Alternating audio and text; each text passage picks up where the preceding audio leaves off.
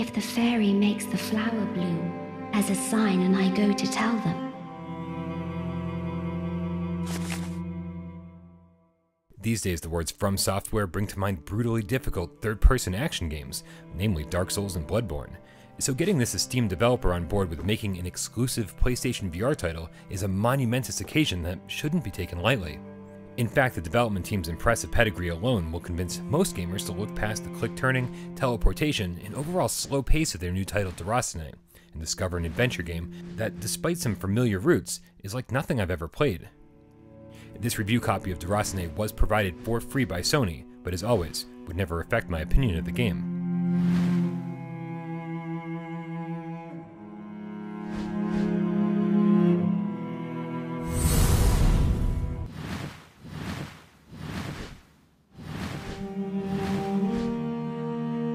The first thing you'll notice is that Déraciné looks fantastic.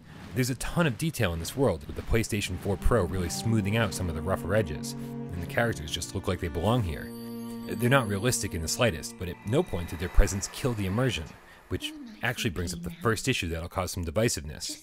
Click turning and teleportation are mandatory, but on top of that, the game world is basically frozen as you travel through it.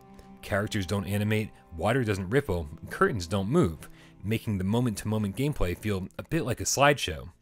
It's all by design, of course, and the world comes alive at pivotal moments. Just don't expect Déraciné to really immerse you in its world.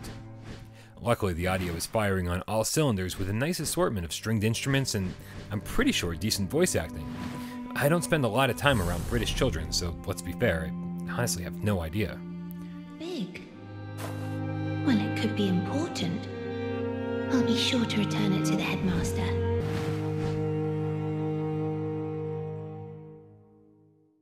If you're not sold on Déraciné yet, well, you shouldn't be. Not completely. Most of what you're doing for this 4 to 5 hour adventure would technically be considered puzzle solving.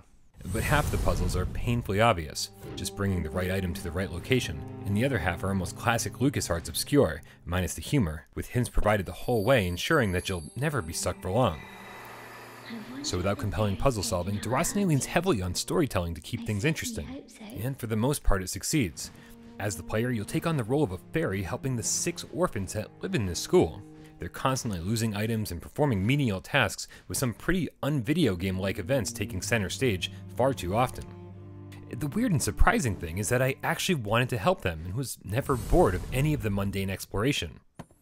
Eventually things do get much more interesting, and the payoff is definitely worthwhile. Has the fairy come to play?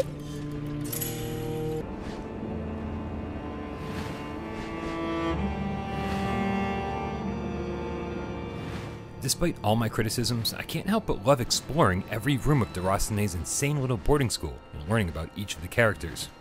There's a certain magic that I still can't quite put my finger on, and the second it was over, I immediately started a new game to begin tracking down the rest of the 8 expertly hidden coins I was missing.